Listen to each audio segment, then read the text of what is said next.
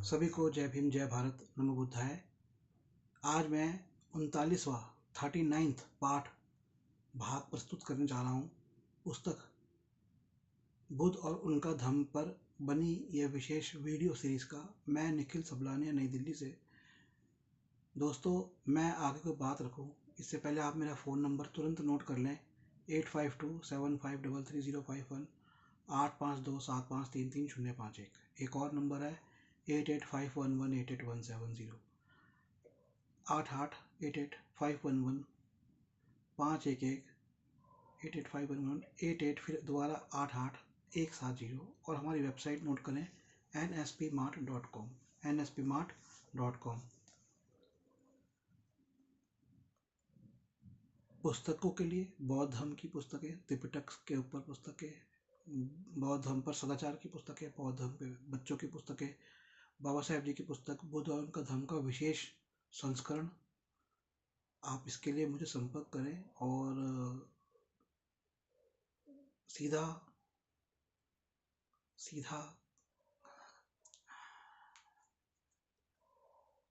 देखिए, मैं बता चुका हूँ पहले कई वीडियोस में भी कि बिना अर्थ के काम करने मुश्किल होते हैं। हालांकि मैं पूरी कोशिश करूँगा कि करें, लेकिन यह एक मजबूरी है। तो सीधा दान देने के लिए भी आप संपर्क करें। खैर, आते हैं आज इस अपने 39वें वीडियो पर। तो हमने इससे पहले पुस्तक का चतुर्थ खंड का जो बौद्ध जीवन मार्ग चतुर्थ खंड का तीसरा भाग शुरू किया था, जिसमें हमने शुभ और अशुभ कर्म, मतलब अच्छे और बुरे कर्म, लोभ और तृष्णा, क्लेश और द्वेष, क्रोध और अशत्रुता करी। और अब हमारा जो विषय है वो पांचवा विषय है मान, मन और मन के मैल। 2012 में बनाने ये वीडियो शुरू हुए। आज प्रातः काल लगभग 6 बजे 8 जनवरी 2025 है। 13 वर्षों के अंतराल में पहले 2 वर्ष कुछ वीडियो बने, और फिर अब 10 साल बाद, 11 साल बाद ये वीडियो नंबर 33 से जो है ना वो शुरू हुआ है 2025 में। इससे पहले के वीडियो 2012 से 2014 के बीच में है। शायद बीच में कोई वीडियो बना हो, नहीं बना, मुझे पता नहीं, लेकिन इस बीच में मैंने बहुत जीवन जिया। और वो जो बहुत जीवन जिया है वो इन वीडियोस की विशेषता है, उस पर मेरे अनुभव जो मैं बीच बीच में आपको यहाँ बताऊंगा। तो धम्म को सुनिए, पिछले वीडियो को सुनिएगा, उससे पिछले वीडियो को सुनिएगा। जो ये वीडियो देख रहे हैं वो वीडियो 1 से शुरू करिए, और इसके आगे के यदि वीडियो आ गए हैं तो उनको सुनिए, जब भी आए तो जरूर सुनिए। धम्म सुनेंगे कल्याण का होगा, धम्म सुनना भी कल्याण है। तो बाबा साहेब अम्बेडकर जी ओम मणि पद्मने ओम का उच्चारण करते थे, तो आप ओम मणि पद्मने ओम इसका उच्चारण कर सकते हैं, या फिर नमो अमिताभ, इतना भी आप उच्चारण कर सकते हैं। अंधे नहीं होना, मन में कभी मन हो ऐसा उच्चारण करके देखिए तो बुद्ध याद आएंगे, तो बुद्ध की शिक्षा याद आएगी। जब तथागत बुद्ध की शिक्षा याद आएगी तो कर्म कुशल होने लग जाएंगे। जब कर्म कुशल अच्छे होने लग जाएंगे तो आप खुद ब खुद निर्वाण के रास्ते पे जाएंगे। तो मैं शुरू करता हूँ। मान, मन और मन के मैल। आदमी वही कुछ होता है जो कुछ उसका मन उसको बना देता है। तो ये तो भगवान बुद्ध की शिक्षा है, जिसपे गाने भी बन गए। ये शिक्षाएं सदियों से चलती आई, और शिक्षा क्या के ऊपर गाना क्या बना कुछ दशकों पहले, तेरा मन मंदिर कहलाए हैं। और बहुत से संतों ने ऐसी शिक्षा दी है जो भगवान बुद्ध की शिक्षा है। तो आदमी वही कुछ होता है जो उसका मन उसको बना देता है। तो मन इज ए माइंड। जैसा मैंने कुछ पहले वीडियो में बताया था कि माइंड जो है ना, हमारी जो शिक्षा हमें दी जाती है उसमें हमें 5 इंद्रियां बताई जाती हैं, लेकिन माइंड एक अलग इंद्रिय होती है, छठी इंद्रिय। तो माइंड को भी समझना जरूरी है। उसके बाद भी कई इंद्रियां होती हैं, लेकिन वो इंद्रियों तक तो अभी कोई पहुंचा ही नहीं है। तो जो इंसान का माइंड होता है वो इंसान खुद होता है। सन्मार्ग पर आगे बढ़ने के लिए मन की साधना पहली कदम है। अब देखिए, सन्मार्ग मतलब अच्छे मार्ग, निर्वाण के मार्ग पर अगर बढ़ना है तो सबसे पहले आपको क्या करना है, माइंड को मन को साधना है। साधने का मतलब उसे कंट्रोल में करना है। साधना, सा मतलब अच्छा, धना, धान होता है ना, धान, धान वही है, धान, धन, धन, धना, धन, साधन, धन धन धन धन धन। तो साधना, असली धन क्या है आपका? साधना। किसको साधना? माइंड को साधना। असली पूंजी मैंने क्या बताई? पुण्य आपकी पूंजी है। पुण्य कैसे होगा? कुशल कर्म करके, अच्छे कर्म करके। लेकिन अच्छे कर्म तक कैसे जाएंगे? मन को साधेंगे, क्योंकि जब तक मन को नहीं साधेंगे डिसिप्लिन नहीं आएगा, अनुशासन नहीं आएगा। अनुशासन, अणुओं को, एटम्स को, अपने को, अपने रोम रोम को जिसे कहेंगे हम शासित, उस पे आपका शासन, ये आपका मन को साधना है। बौद्ध जीवन मार्ग में यह मुख्य शिक्षा है। तो बौद्ध जीवन मार्ग में वैसे तो बहुत सी मुख्य शिक्षा बताई, जैसे क्रोध नहीं करना, शत्रुता नहीं रखनी, क्लेश नहीं करना, द्वेष नहीं करना, लोभ और तृष्णा नहीं रखना, और बुरे कर्म नहीं करने, अच्छे कर्म करने हैं। तो एक और है कि मुख्य शिक्षा क्या है? बौद्ध जीवन मार्ग में मुख्य शिक्षा क्या है? कि आपको अपने मन को साधना है, क्योंकि जो मन होता है वो वैसा इंसान खुद बन जाता है। इंग्लिश में अगर इसे कहेंगे तो एक मैंने चैप्टर पढ़ा था आज से कई साल पहले। वो चैप्टर था mind and matter. Indira Gandhi अंतर्राष्ट्रीय राष्ट्रीय रिसर्च सेंटर ऐसे कुछ है दिल्ली में। तो वहाँ पर एक बड़ी मोटी बुक है टाइम के ऊपर, कपिला वात्स्यायन जी की।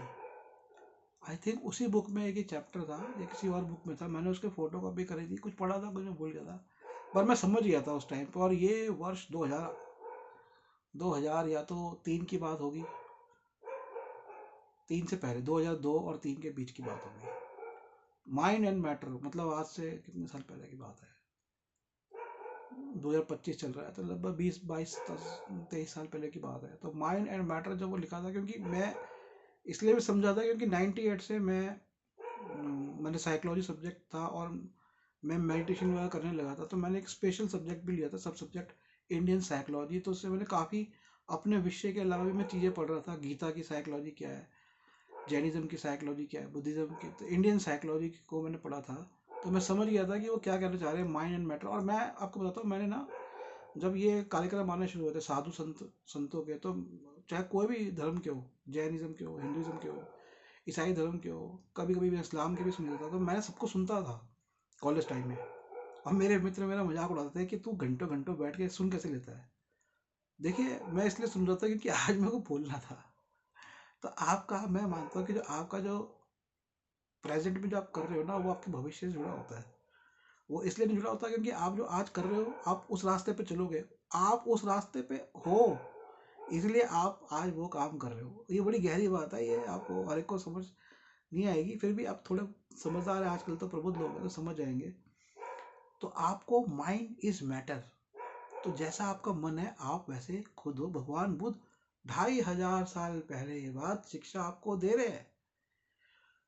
एक विदेश में एक संगोष्ठी हुई, मैंने यूट्यूब पे देखी, और वहाँ के बड़े बड़े साइंटिस्ट थे और एक बुद्धिस्ट स्कॉलर थे, विदेशी थे।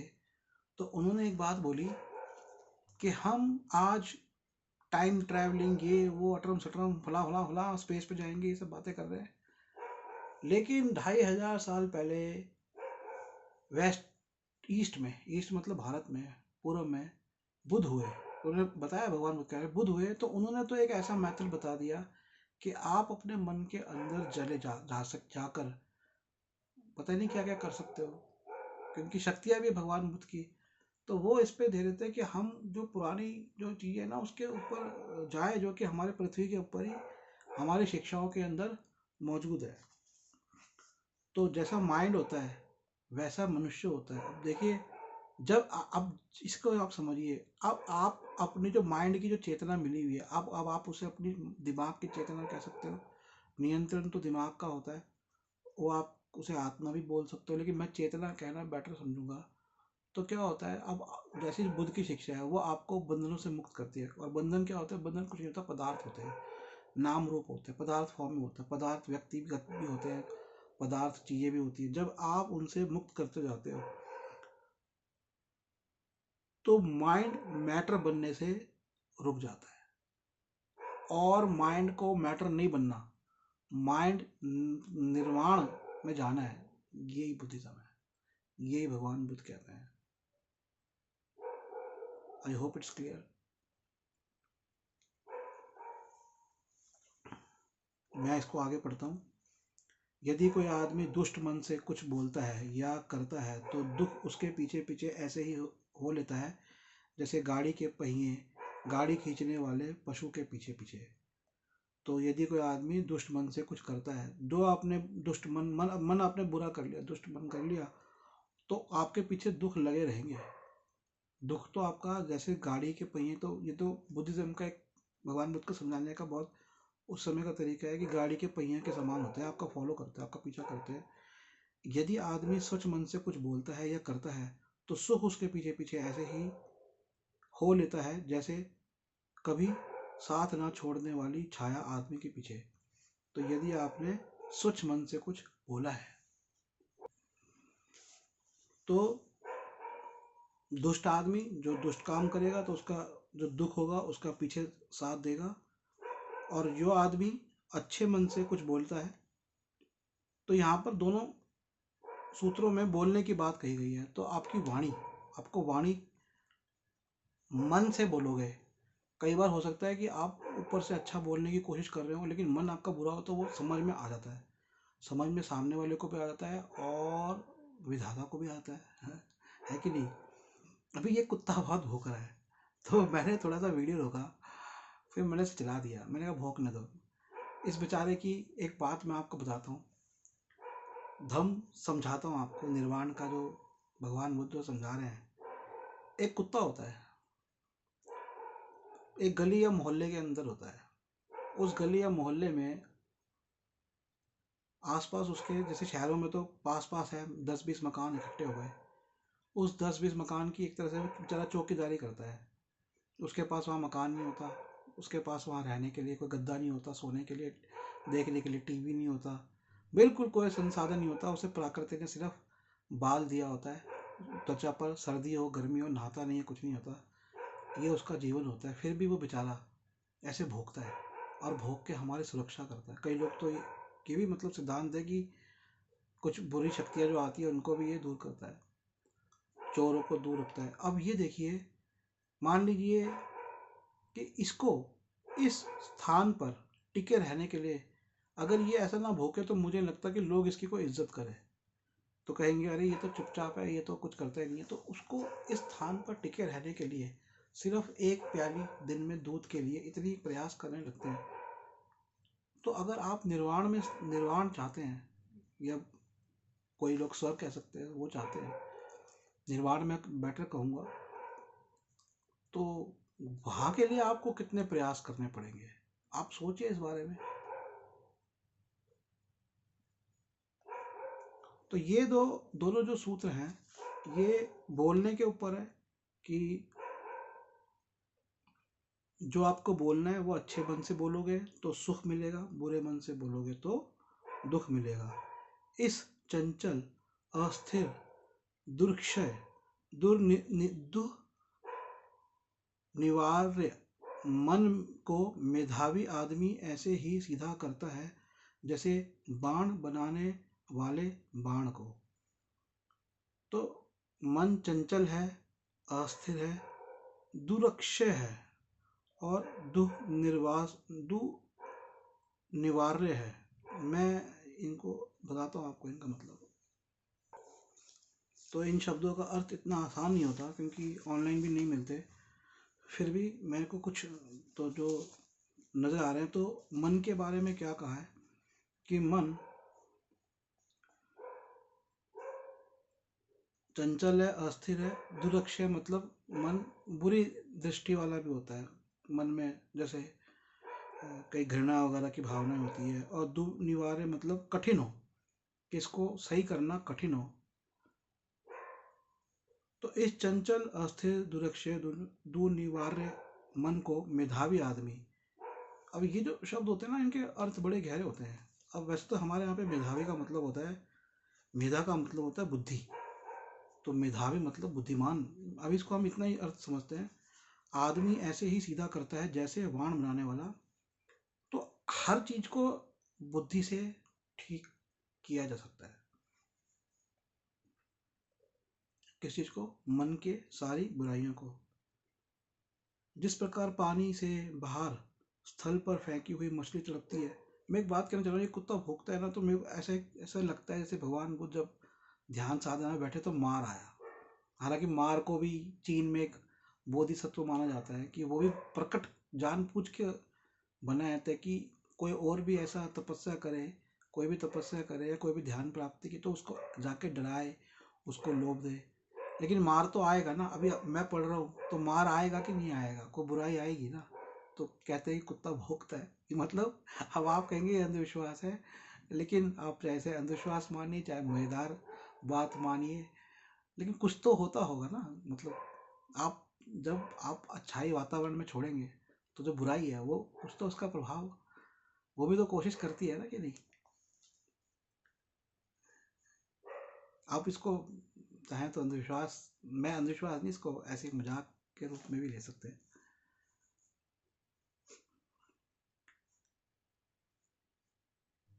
जिस प्रकार पानी, तो देखिए इसमें पहले एक कहा था इसको बाण। बाण क्या होता है? जो बाण होते हैं ना हमारे, जिससे वो बनती है रस्सी, चरपाइयाँ बनती है, वो टेढ़ा मेढ़ा होता है, उसको सीधा करना बड़ा मुश्किल होता है। तो ऐसे मन बड़ा टेढ़ा मेढ़ा होता है। मुझे ना बोलने में तकलीफ होती है, थोड़े दांत खराब है। आप थोड़ा दान देंगे तो मैं अपने दांत लगवा लूँगा। और इंग्लिश में, क्योंकि कई साल से इंग्लिश में बोल रहा हूँ या इंग्लिश पढ़ रहा हूँ, तो इंग्लिश से हिंदी और हिंदी से इंग्लिश में जाना भी थोड़ी मुश्किल हो जाती है। तो अगर मेरा उच्चारण सही नहीं है तो मुझे माफ़ करें।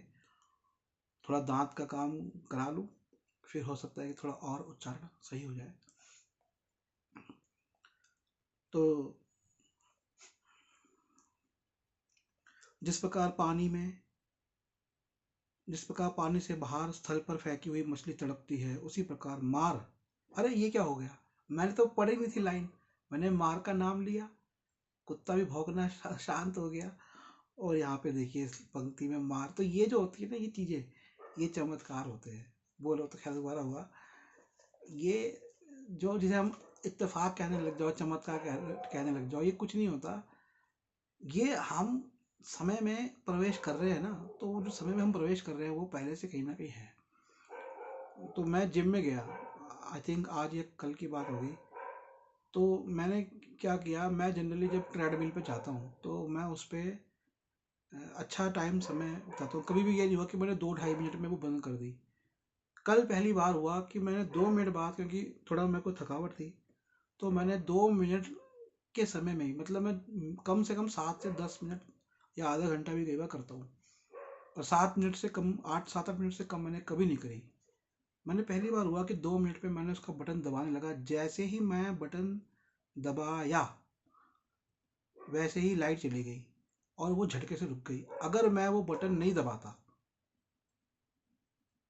तो वो अच्छी खासी स्पीड पे था, तो वो झटके से रुकती तो मैं गिर सकता था, पीछे कोई और जो व्यक्ति होते उनको भी लग सकती थी और मुझे भी बहुत। तो ये देखिए ये क्या है, ये पुण्य कर्म है कि आप बच गए। ये जब आप वो जीवन जिएंगे ना तो आपको पता चलेगा। तो चलिए क्या कहते हैं, जिस प्रकार पानी से बाहर स्थल पर फेंकी हुई मछली तड़पती है, उसी प्रकार मार के बंधन से मुक्त होता हुआ यह मन तड़पता है।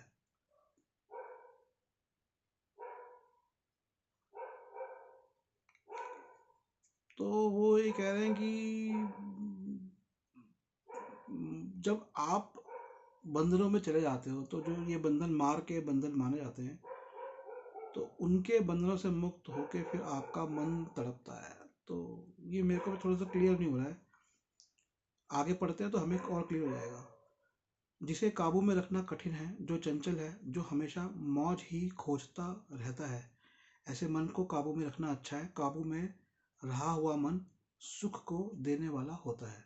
तो ठीक है, काबू में रखना कठिन है, मन को चंचल है, जो हमेशा मौज खोजता रहता है। ऐसे मन को काबू में रखना अच्छा है। काबू में रखा हुआ मन सुख को देने वाला होता है। ठीक है, मन को काबू में रखना है, मौज नहीं खोजनी है।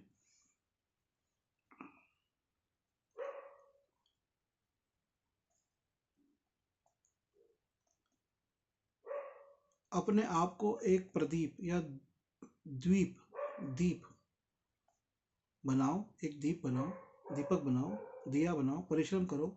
जब तुम्हारे चित्त मलों का नाश हो जाए और तुम निर्दोष हो जाओगे तो तुम दिव्य भूमि को प्राप्त हो जाओगे। ठीक है, परिश्रम करो, मतलब अब ये इसी पे कह रहा है कि अपने मन के मैल को हटाने के लिए तुम परिश्रम करो।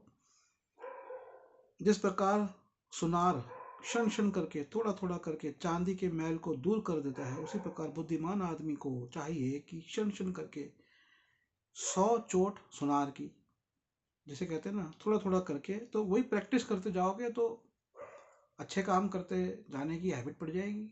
यही बात बता रहे हैं वो, तो मन सही होता जाएगा। जिस प्रकार लोहे से उत्पन्न हुआ मोर्चा लोहे को ही खाता है। मोर्चा मतलब जंग। अब देखिए, हमने जंग एक शब्द सुना है ना, जंग, जंग का अर्थ क्या होता है? जो लोहे पे जंग लगता है। और एक क्या होता है? जो हम लड़ाई को बोलते हैं। तो जिस प्रकार, तो यहाँ पे उस लड़ाई के लिए मोर्चा शब्द भी हम इस्तेमाल करते हैं। तो काफ़ी शब्द हमें पता नहीं होते उनके अर्थ क्या है। तो जिस प्रकार लोहे से उत्पन्न हुआ मोर्चा लोहे को ही खाता है, उसी प्रकार पापी के अपने कर्म उसे दुर्गति तक ले जाते हैं। तो आपको अपने गलत काम करते रहो और अपनी दुर्गति करवाते रहो। लेकिन सब मलों से भी बढ़कर मल है अविद्या, सबसे बढ़कर मल है। तो अविद्या, और विद्या क्या है? हर तरह की नॉलेज, वो विद्या है, ज्ञान योग। तो वो सबसे बड़ा मल है। हे भिक्षु, इस मल का त्याग कर निर्मल हो जाओ। तो इसको त्याग कर दो। ठीक है। तो ये जो मार की जो लाइन थी ना, तो इसमें यह है कि उसी प्रकार मार के बंधन से मुक्त होता हुआ। तो ये क्या है कि जैसे आप मार, मतलब मार बौद्ध धर्म के अंदर जैसे एक तरह का एक तरह का जैसे कहते हैं ना, दुष्ट जीव है, लेकिन है भी वो बोधिसत्व, वो भी बोधिसत्व है। ये चीन के अंदर ऐसा माना जाता है कि वो आपको आके घेर लेता है। बुराइयां समझ लीजिए, उसमें सारी तरह की बुराइयां आ गई। अब जब आप उनसे मुक्त करेंगे ना अपने आप को, तो आपको तड़प महसूस होगी। जाहिर सी बात है, अब जैसे एक आदमी में बुराई आ गई शराब पीने की, अब जब वो छोड़ेगा तो उसको तड़प तो होगी ना, तो पर वो बंधन मुक्त होगा अंततः। ये समझाना चाह रहे हैं। काम वासना की आ गई, जब छोड़ेगा तो तड़प तो मुक्त होगी ना। और लालच आ गया, अब एक लाला जी बहुत बड़े व्यापारी बन गए, 100 मजदूर उनके यहाँ काम करने लग गए, उनका श्रम लूट लूट के उन्होंने हवेली खड़ी कर ली। अब वो काम बिजनेस खत्म हो गया क्योंकि कोई विदेशी कंपनी का माल आने लग गया सस्ता।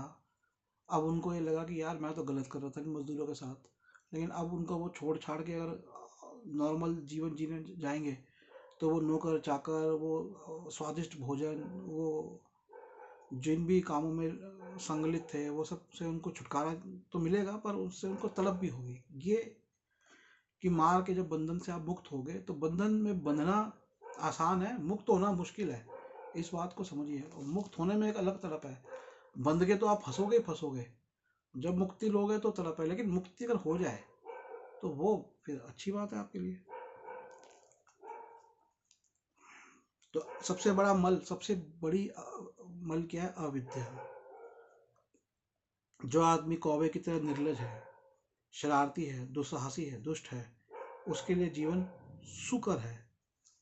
सुकर अर्थात शायद ये सुअर के समान इसको बताया गया है, बुरा मान लीजिए अभी इसको, ज़्यादा हम टेढ़ नहीं होते। तो आपको निर्लज नहीं होना है, शरारती नहीं होना है, दुस्साहसी नहीं होना है, दुष्ट नहीं होना है। ठीक है।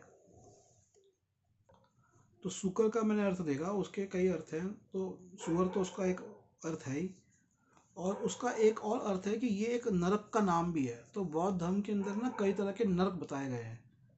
बहुत से लोग इसको माने ना माने, लेकिन जो है वो मैं तो बताऊंगा ना आपको, जानकारी तो सही दूंगा ना, आगे आपके ऊपर है।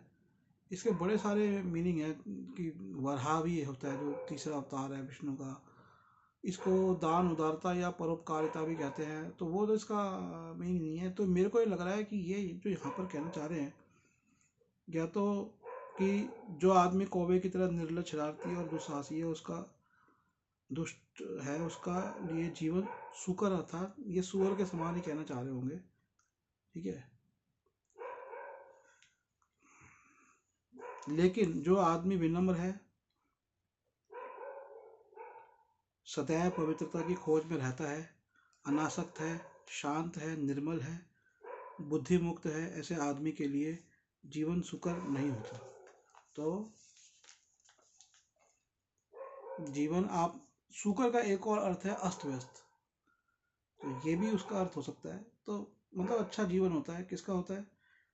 जो आदमी विनम्र है, सदैव पवित्रता की खोज में रहता है और अनासक्त है। तो विनम्र रहना है, हमेशा पवित्रता, अच्छाई की खोज में रहना है, और चीज़ों से प्रेम करें, लगाव ना करें। आसक्ति माने लगाव, आसक्ति मतलब बंधन में ना बने, पागल ना हो किसी के लिए। जो आदमी जीव हिंसा करता है, तो यहाँ पे मैं आपको बता दूं, पहले मैंने वीडियो में स्पष्ट किया कि यहाँ पे जीव हिंसा का अर्थ मनुष्यों की हिंसा है। जो आदमी जीव हिंसा है, मनुष्य की हिंसा करता है, जो झूठ बोलता है, जो चोरी करता है, जो पर स्त्री गमन करता है, जो आदमी शराब आदि नशीली चीजें पीता है, वह यही इसी संसार में अपनी कब्र अपने आप खोदता है। कौन कौन सी चीजें करता है? हिंसा करता है, झूठ बोलता है, चोरी करता है, लोगों को मारता है, और पर स्त्री, दूसरे की स्त्री पे के साथ गलत व्यभिचार करता है, और शराब पीता है, नशीली चीजें। तो नशीली चीजें बिल्कुल बैन है बुद्धिज्म के अंदर, इस चीज को आप ध्यान रखें। नहीं छूटती तो कम करें, कम भी नहीं हो रही तो कम से कम उसका प्रचार ना करें, बल्कि ना ही करें उसको, तो अच्छा है। नशे की, शराब और तंबाकू के जो नशे हैं ना, इनमें क्या है, शराब तो आपको पागल कर देती है, बड़े नशे तो मेरे को नहीं पता, लेकिन शराब आपको पागल कर देती है। और तंबाकू जो है ना, वो आपके स्वास्थ्य के लिए बहुत हानिकारक होता है। और एक अच्छे स्वास्थ्य, एक अच्छा डिसिप्लिन लाइफ जीने के लिए, मान लीजिए मैं इतने डिसिप्लिन से बता रहा हूँ, तो मैं इनको नशीली सेवन करके नहीं कर सकता। इतना अध्ययन करना, स्वास्थ्य, क्योंकि इसके लिए स्वास्थ्य रखना जरूरी है, किताबें पढ़नी है, इतना करना है। अगर नशीली वस्तु लेंगे, चलो अध्ययन और वो सब भी कर लिया, तो स्वास्थ्य बिगड़ेगा, तो क्या करोगे आप? समझ रहे हैं? अभी एक कुत्ता महाराज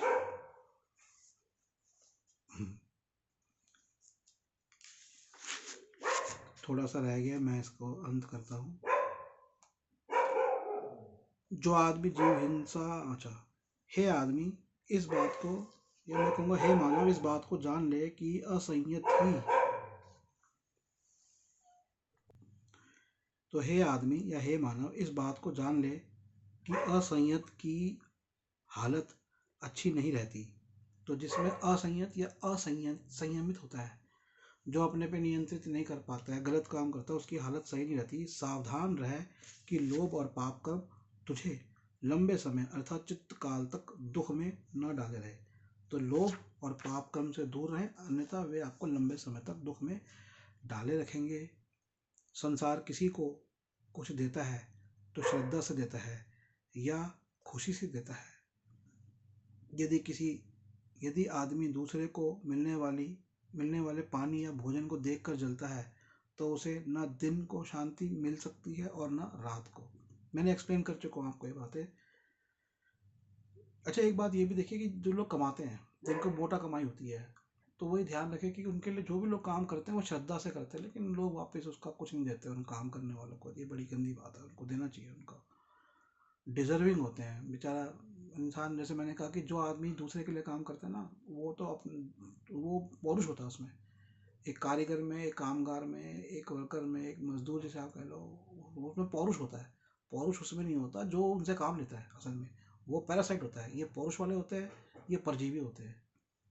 तो वो उनका पौरुष तब आएगा जब वो जो उनको उनकी मेहनत से मिल रहा है वो पूरा उनको वापस करे। जिसके मन में ऐसी भावना नहीं रही है, जड़ मूल से जाती रही है, वह दिन को ही भी शांति से रहता है और रात को भी शांति से रहता है। तो दिन रात शांति से रहे, बुरी भावनाएं दूर करे। बुरी भावना में क्या है कि दूसरे को देख के जले नहीं, राग के समान आग नहीं और लोभ के समान बाढ़ नहीं। ओध, ओध को यहाँ पे लिखा, ओघ या ओध है, ओघ लिखा है, बाढ़ उसका अर्थ बताया है। तो राग, राग मतलब रोने धोने के समान कोई आग नहीं है और लोभ के समान कोई बाढ़ नहीं है। लोभ को बाढ़ की संज्ञा दी है, जैसे बाढ़ आती है बहा के ले जाती है, जैसे लोभ, आपका लोभ कभी खत्म ही नहीं होता, बाढ़ की तरह बहता रहता है, बहता रहता है, बहता रहता है। दूसरे के दोष आसानी से दिखाई देते हैं, अपने कठिनाई से आदमी दूसरों के दोषों को तो फूस की तरह उड़ा देता है, किंतु अपने दोषों को वह जैसे ही छिपाता है, वैसे ही छिपाता है जैसे जुआरी गोटी को। तो दूसरे के दोष तो बहुत नजर आते हैं, ये बात पहले भी एक सूत्र में आई है, इसी वीडियो पिछले वीडियो में। और अपने नहीं नजर आते, मैंने मनोविज्ञान में भी ये पढ़ा कि लोग जब अपनी कोई प्रॉब्लम होती है ना, तो उस पर तो अपनी गलती पे तो रीजनिंग देंगे बड़ी लंबी लंबी। हाँ जी मेरे से ये गलत हो गया जी, ये ऐसा था, वो जी मैं ना असल में, अपने में तो उनको पूरी दुनिया जहान के कारण नजर आ जाएंगे कि उनकी गलती में, और दूसरे की गलती नजर हो जाए कुछ, दूसरे का कोई दोष नहीं, तू ही गलत है, तू ही गलत है, तू ही गलत है, तू ही गलत है, तू ही गलत है, ऐसा उसके बेचारे को कर देते हैं। तो ये आपको नहीं करना है, ठीक है। अपने दोष हैं तो दूसरे को तो वो यूं अपराधी बना देंगे और अपने दोष उनके भुस बन के उड़ा देते हैं। अरे भैया मेरे तो दो भाई, मैं तो प्रॉब्लम थी मेरे को, ये था वो था, तो ऐसा नहीं करना है आपको। तो आपको क्या करना है, किंतु अपने दोषों को वह वैसे ही छुपाता है जैसे, तो अपने दोष कैसे छुपाते हैं, जैसे जुआरी, जुआरी की संज्ञा क्यों दी है, उपमा जुआरी की क्यों दी है, जुआरी इसलिए क्योंकि वो फ्रॉड हो आप, जो इंसान अपने दोषों को ऐसे छुपाता है, उड़ाता है, फ्रॉड हो आप, कि दूसरे में तो गलती निकाल रहा है, जो जुआरी कौन होता है, फ्रॉड होता है, नहीं यू आर फ्रॉड पर्सन, धोखेबाज आप इंसान हो। जो आदमी दूसरे के दोष ही देखता रहता है और अपने से सदा खिज ही रहता है, खिजा ही रहता है, इसका खिजा ही रहता है, उसके आश्रव बढ़ते ही जाते हैं, वह चित्त मलो के क्षय से बहुत दूर है। तो ये जो कॉन्सेप्ट है ना, आश्रव जो शब्द है, इसका एक्चुअली डिटेल मीनिंग आपको पता होना चाहिए। तो वो यहाँ पे कह रहे हैं, एक सेकेंड,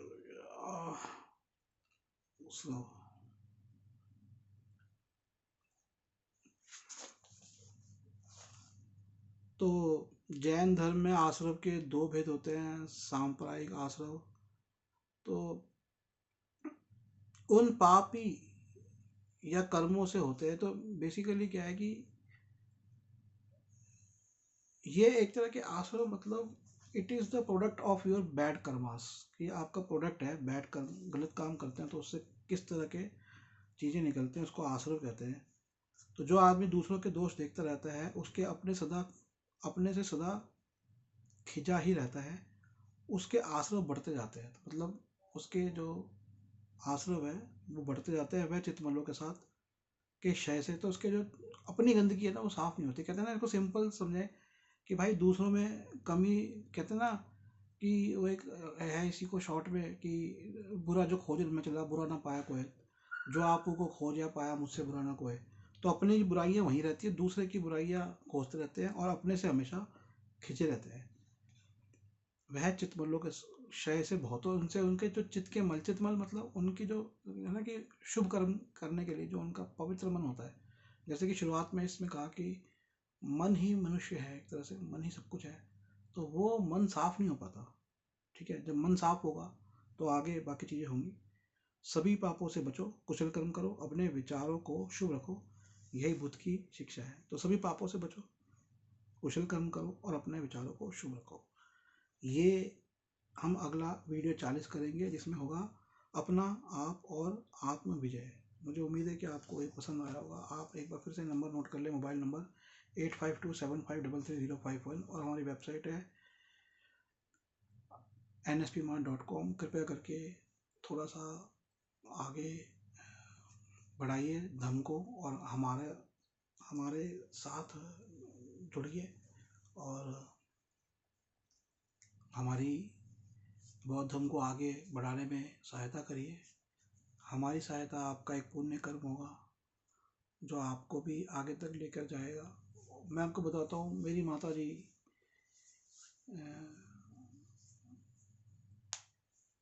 को एक बार मैंने कहा कि आप वहाँ पे बुद्ध विहार में गर्मी में बहुत पैर जलते थे, लोगों के चलते थे, तो मैंने कहा आप यहाँ पर एक कारपेट दान कर दो, लोगों के पैर चलते हैं, लोग उस पर चल लेंगे कारपेट पे। तो उन्होंने कर दिया। उसके कुछ दिनों बाद ही उनको किसी काम की वजह से सरकार द्वारा प्रतिष्ठित किया गया, एक बहुत बड़ी मीटिंग में भेजा गया, जिसमें भारत के काफ़ी जाने माने लोग आए थे।